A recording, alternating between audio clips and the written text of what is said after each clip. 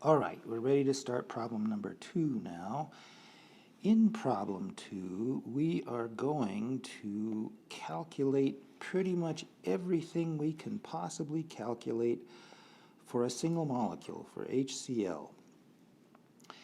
In problems further down, problems 4 and 5 especially, we're going to do calculations, very similar calculations, but on whole chemical reactions, and that's going to involve doing this kind of calculation on more than one molecule, on all the reactants and all the products. And so this set of calculations that we're doing right now is sort of background or setup for doing more elaborate calculations later when we're dealing with chemical reactions, especially calculating equilibrium constants and delta G values of reaction and delta H values of reaction and stuff like that.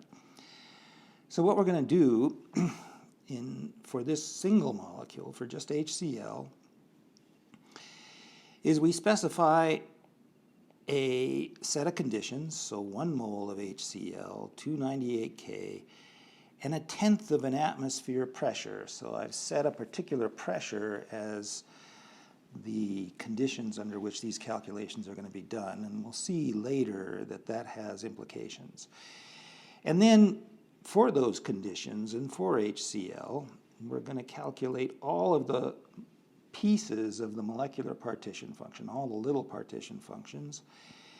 And then after that, we're going to use those partition functions to calculate every single thermodynamic property that I can even think of.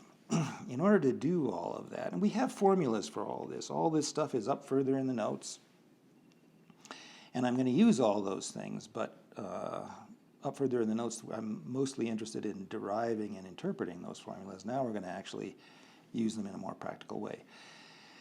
In order to use these formulas, in order to calculate the partition functions especially, we're going to need some data, some molecular properties.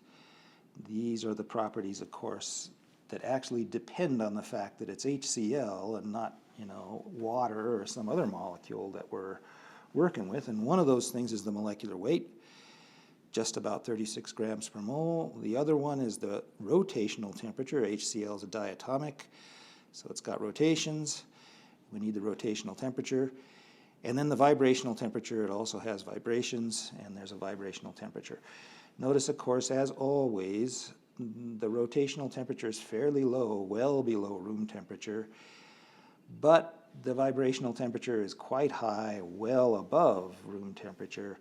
And that, of course, means that rotations are heavily populated at room temperature, and vibrations are almost not populated at all. In fact, with a vibrational temperature that high, we're just not going to see very many vibrational effects all the way along. All right. So, if we want to calculate the partition functions, let's begin with the translations. Qt is equal to the volume occupied by our system divided by this thermal de Broglie wavelength cubed. We don't know the volume because that wasn't given in the problem, but we have the ideal gas law. V is equal to nRT over P. We have N is equal to 1 mole. R is equal to 0.08206. T is 298.15. Did I say 0.15? No, just 298. Divided by pressure, pressure is 1/10 of an atmosphere. And that gives, looking over on the other side of the page, that gives 244.5 liters for the volume. It's going to be convenient to turn that liters into cubic meters. There's 1,000 liters in 1 cubic meter, so this is 0.2445 cubic meters. All right, now we need the thermal de Broglie wavelength cubed. There's a nice formula for that in the notes. 5.3210 over the square root of molecular weight in grams per mole times temperature in degrees Kelvin to the 3/2 power. And that is equal to 5.3210 over the square root, or sorry, not the square root, the 3/2 power of 36.0 for the molecular weight times 298 for the temperature to the 3/2 power. And that equals, with the arithmetic, 4.789 times 10 to the minus 6 nanometers cubed. So this constant up here has been chosen and adjusted so the units you get out is in nanometers cubed. That's a convenient unit for these kinds of calculations, and that's why I wanted meters cubed here as my units for volume up above. So if the volume is 0.2445 meters cubed, and there's 10 to the 9 nanometers per meter,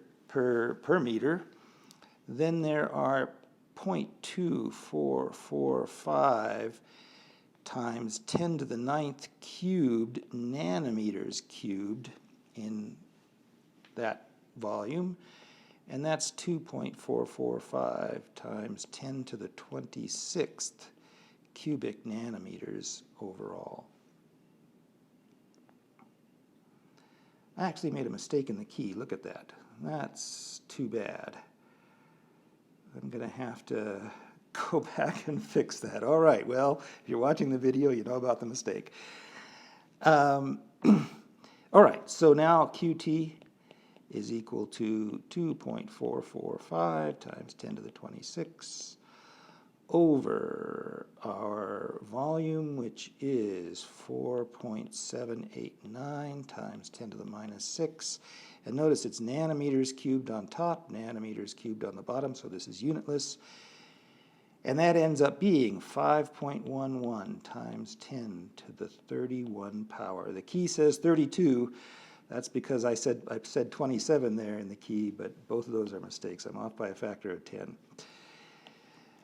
And that's the partition function. The translational partition function. The translational partition function is pretty much always a huge number like that. At least whenever you have any kind of volume. I mean, if you get a small enough volume, then that number starts getting smaller. But for any kind of volume at all, for anything more than a few nanometers, cubic nanometers, you're going to have a lot of quantum states from translations. All right, next one is rotations. For a diatomic molecule like this, that's T over the symmetry factor times the rotational temperature. T is 298.15, well, 298, we'll just call it. Sigma in this case is 1, right? It's HCl is not the same on both ends, so it's just a 1. And the rotational temperature, we listed it above, is 15.240. And doing the arithmetic, that turns out to be 19.55, also unitless. All partition functions are unitless. The vibrational partition function, and notice it's got a bar on it. That means, oh no, sorry, this one doesn't have a bar. Later we will have a bar. But it should have a bar on it, in fact. The vibrational partition function I have in mind is the one without the ZPE factor. We could put a ZPE factor in, but that will just kind of mess up our results. So let's do it without the ZPE factor. That amounts to choosing the zero of energy to being the bottom of the electronic state in the first, the ground vibrational state. So e to the minus theta v over t is that partition function. Theta v is 4227, so that's 1 over 1 minus e to the minus 4227 over 298, and that turns out to be 1.0000. That exponential is so small that it just doesn't have any effect at all, at least out to 4 or 5 decimal places. All right, the last thing is the electronic partition function. In general, that is the ground state degeneracy plus the first excited state degeneracy times e to the minus beta energy gap between the first excited state and the ground state. All of that in general times e to the minus beta energy of the ground state. That's the ZPE for the ground state, but we've chosen that to be 0, so we neglect that. Also, we assume that the first excited state has no population, and so it's just the degeneracy of the ground state. The degeneracy of the ground state is 1 in this case. all nice kind of molecules have degeneracy 1. You only get weird kinds of degeneracies with reactive, unstable molecules. Anyway, so QE is 1. And I'm going to put a little bar on that QE to indicate that this is the partition function without the ZPE factor here. And likewise, the little bar in the case of the vibrations means that it's normally there would be an e to the minus theta v over 2t up here, right? That's the ZPE factor that we left out, basically by setting the 0-point energy to 0 from the vibrations, and both the vibrations and the electronic partition functions. All right. Then the overall molecular partition function is Qt, Qr, Qv, and Qe. That is equal to our number up above, 5.11 times 10 to the 31 times 19.55 times 1.00 times 1, and that turns out to be 9.99 times 10 to the 32 for the overall molecular partition function. Almost all that, of course, comes from the translations. The rotations contribute a little, about a factor of 20, and so they aren't completely negligible. Everything else doesn't really do anything. Okay, that is the end of the first part, which is calculating these partition functions. The next thing we're going to do is start calculating this panoply of thermodynamic properties, all of these guys. And so let's begin with that. The very first one is the thermodynamic energy. That's the same thing as the mean energy for our HCl molecule. And we have a formula for that, remember? That's equal to a contribution from translations, a contribution from rotations, a contribution from vibrations, and a contribution from, in principle at least, from the electronic degrees of freedom, though that's usually 0. Or it's only the ZPE factor anyway. And we're leaving out the ZPE factor, so it's going to be 0 in this case. The contribution from translations, remember, is always 3/2 nRT for any three-dimensional molecule, any molecule free to run around in 3 dimensions, that is. N is equal to 1, T is 298, so that's 3/2 times 2479. That's the memorized number, right, for RT at 298, and that is equal to 6194, yes, joules for the, sorry, no. I'm copying from the other page, but that was a different number from the other page. I'm going to have to actually calculate that number because I didn't write it down on the other page. I've just been copying from the other page up to now, but so 3/2 times 2479 is equal to 3718.5 joules. That's the translational contribution. The rotational contribution, this is a linear molecule, and so it's equal to nRT, so that's just 2479 because n is 1. And therefore the sum of the two of them, which I tend to group together because they're both, basically just these RT formulas. The sum of the two of them is just 3718 plus 2479, and that's what I have written down on the other page. That is 6194 joules. All right, so now we've got the two easy ones. The vibrations are a little bit harder to calculate, and they're usually negligible too, so there's a temptation just to ignore them. Let's see if we can ignore them in this case. Let's actually do the calculation, at least for the sake of practicing, and then maybe it'll turn out to be significant. More likely it won't. So the vibration contribution is this. It's N times R times the vibrational temperature. Notice that's just an nRT, except that the T has been replaced by the vibrational temperature, which is oftentimes a lot higher than T. So that's how that part is easy to remember. And then it's e to the minus theta v over t over 1 minus e to the minus theta v over t, which looks a lot like a probability, right? It looks like a Boltzmann factor divided by a q. It isn't really that, but that's how I remember it anyway. So as a mnemonic for remembering this formula, that's useful. All right, so now plugging numbers in. Theta is 4227, if I remember right. Let's see, I didn't even plug it in. There it is, 4227.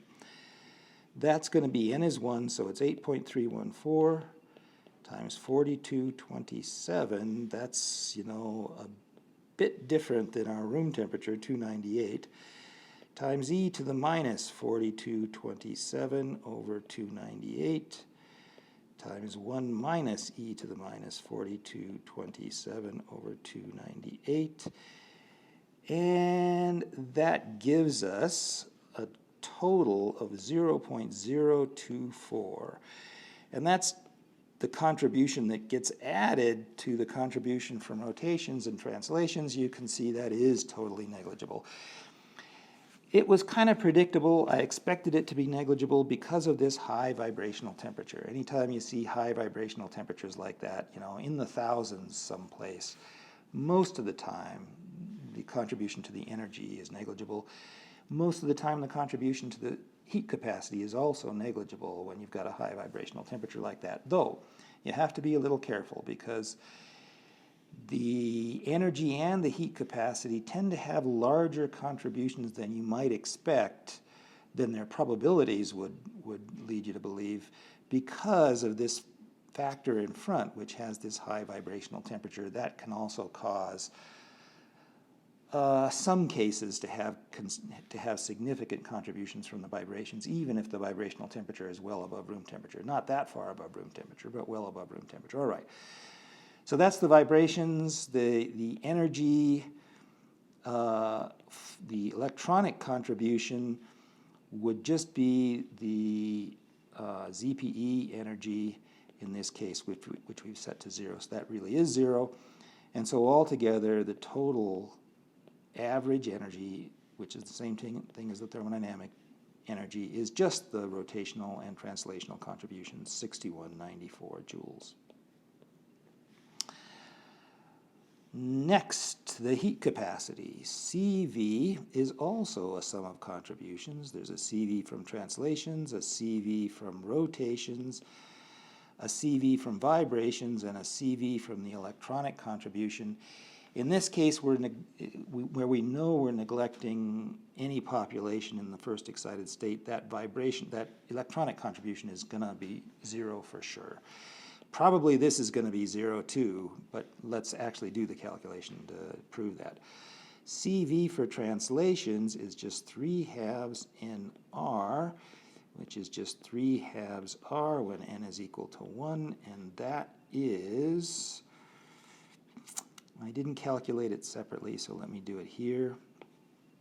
That's 3/2 times 8.314, and that is equal to 12.471. CV for rotations for a linear molecule is just n times r, so that's just r, 8.314. And notice now that CV translations plus CV rotations is just 5/2 r nr. That's what I actually calculated over on the key, and that is 20.78. And the units are joules per K per mole. Or really joules per K in this case, because N is 1, but I actually put it in, which cancels those units, so joules per K. Now let's calculate the CV for vibrations. The formula for that is R times the vibrational temperature divided by T squared times e to the minus vibrational temperature over T over 1 minus e to the minus vibrational temperature over T quantity squared. The way I remember that is, well, I always just remember this factor in front, And then this looks a lot like the energy formula up here, except that the denominator is squared in that case. And so that's how I remember it. I mean, you don't really have to remember it at all. You'll have your notes available to you, but sometimes it's nice to be able to remember. It's easier if you do remember it rather than looking everything up every time. All right, so that's the number we got to calculate, and 4227 is the temperature in question, so 4227 over 298 squared e to the minus 4227 over 298 over 1 minus e to the minus 4227 over 298 squared. You can see why this might be small, right? It's this thing right here, which is certainly small, and the question is whether it's small enough to overbalance this theta over t squared factor in front. This denominator, I mean, if this is small, then this denominator is near 1, so it's not going to do much. Anyway, the number you get from that is about 10 to the minus 3. I didn't even calculate it out in detail in the key over on the right-hand side, over on the left-hand side, because it's so small. It's much smaller than the contribution from translations and rotations, and so we say that the overall CV is then just the translation rotation contribution, 20.78 joules per K.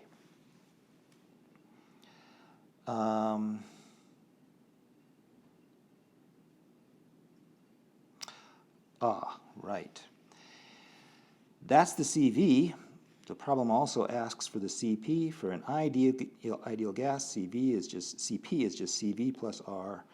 So that's 20.78 plus 8.314, which is 29.1, which is the quantity, joules per K, which is the quantity that you can compare to values in the tables, because it's always CP that's listed in the tables.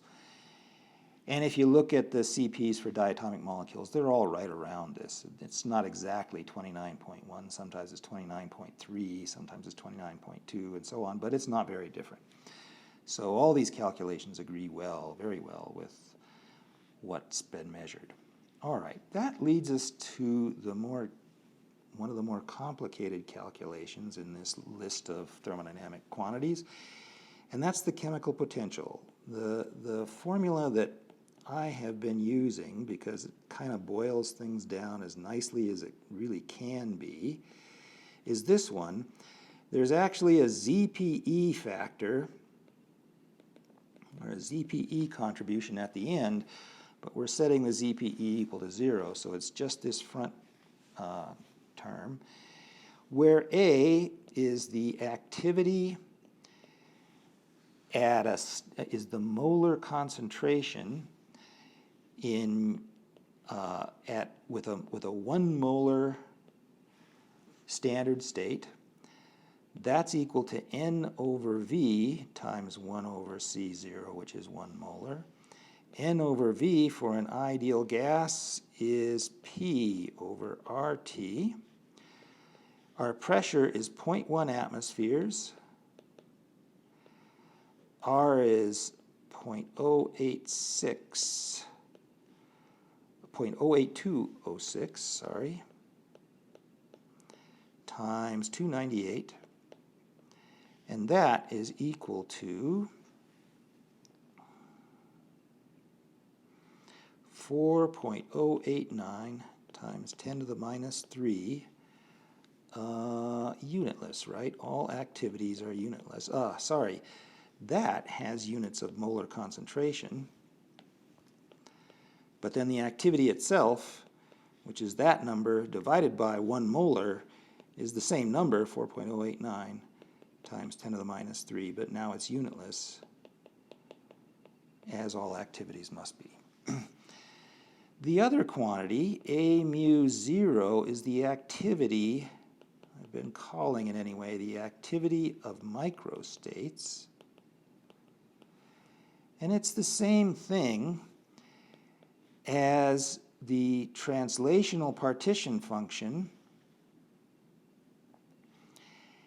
at the standard state of 1 molar times QR, QV, QE, without their ZPE factors.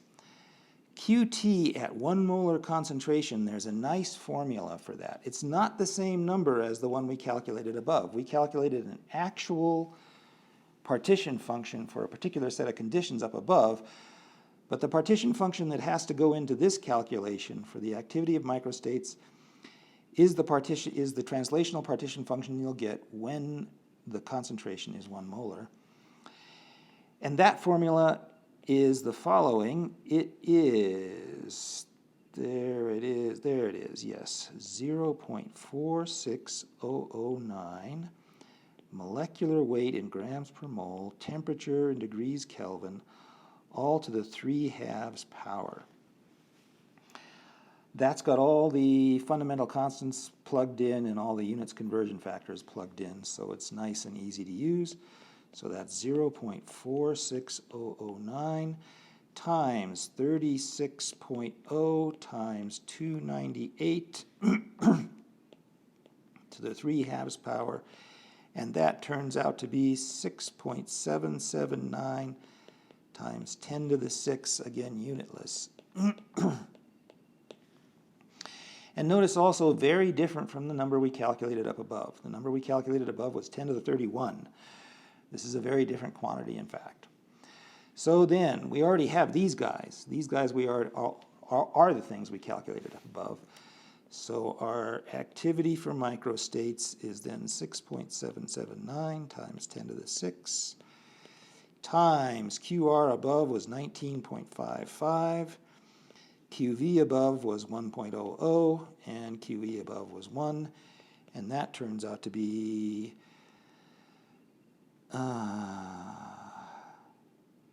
sorry, that's wrong. I'm sorry, I apologize. That number is 3.468 times 10 to the 5th. I got that number by looking over to the left to see what I calculated before, and I copied the wrong number, so I'm sorry. That is the correct value for QT, and that's what should go in there, 468 times 10 to the 5th. And that gives 6.779 times 10 to the 6. So I mistook the translational partition function for the whole activity of microstates, for the whole molecular partition function. All right. Now we can plug those numbers up into this for the chemical potential, and that gives us RT log of A over A mu 0 is 2479, right, at 298 K, times log of, what did we get for A? 4.089 times 10 to the minus 3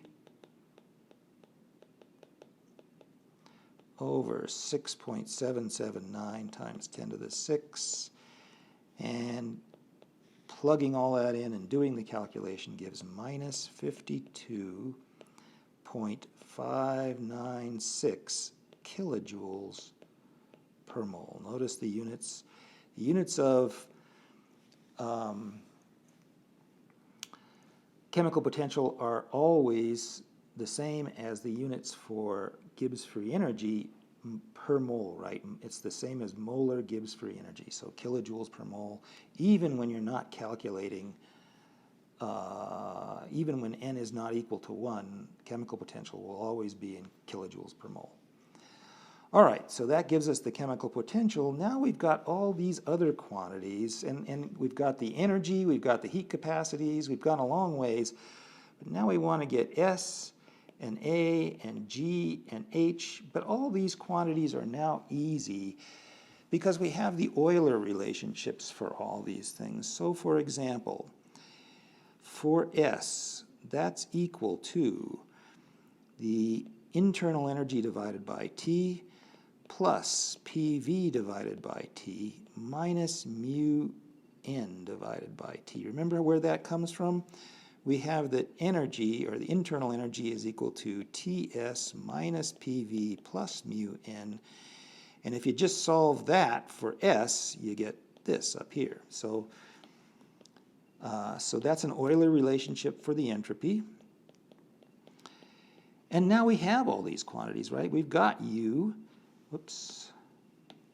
We've got U.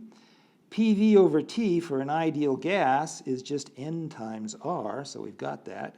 We've got the chemical potential, we've got the temperature, N is equal to 1, we've got everything. So just plugging in, the energy up above was 61, what was it? 61, there it is, 6194 over 298. Plus NR, that's just 8.314 in this case, minus the chemical potential we just calculated, so that's a minus 52,596. N is 1 divided by 298. And now it's just a matter of doing arithmetic, and that gives us 205.6 joules per degree Kelvin. And that I didn't write down in the key how well that compares to the table value, but I think it compares very well. It looks familiar anyway. So that's entropy. What about Helmholtz free energy? Well, that's U minus Ts. We know that, and now we know entropy, so that's easy. That's 6194 minus 298 times the number we just calculated, 205.6, and that is equal to minus 55.075 kilojoules. Next we want H, I guess. Well, let's do G next. G is equal to mu times N for the, well, there's several ways we could do this, so let's look at that. G is equal to it's equal to H minus Ts, right? But we don't have H yet. So we could calculate H first and then use that to get G. But we also have that H is equal to U plus PV minus Ts. And now we've got everything we need, right? But we also have that U is equal to Ts minus PV plus mu N. And if we plug that in, all this stuff cancels, and it's just equal to mu N. And that's always true, at least for a single substance. Gibbs free energy is always basically the same thing as the chemical potential, and we have the chemical potential. N is equal to 1, right? So that's even easier. And the chemical potential was minus 52.596. So we could have done this calculation any number of different ways, and we'd get the same, we should get the same answer, better get the same answer every single way. But the easiest way was just to notice that it's the same thing as the chemical potential. Okay, then enthalpy, I think, is the last thing on our list. Is that right? Looks like it. That's equal to U plus PV for an ideal gas. That's U plus nRT. That is equal to U, that's equal to 6194 plus 2479, right? N is 1 here, and that's RT, our memorized value. And that is 8673 kilojoules. And that is it. That is all of our numbers for this one molecule. Now we're going to do a whole lot more of this kind of stuff further down. I went through this in some detail, but when we get to the chemical reaction calculations down below, I'll probably go through it a little quicker so we don't spend so much time.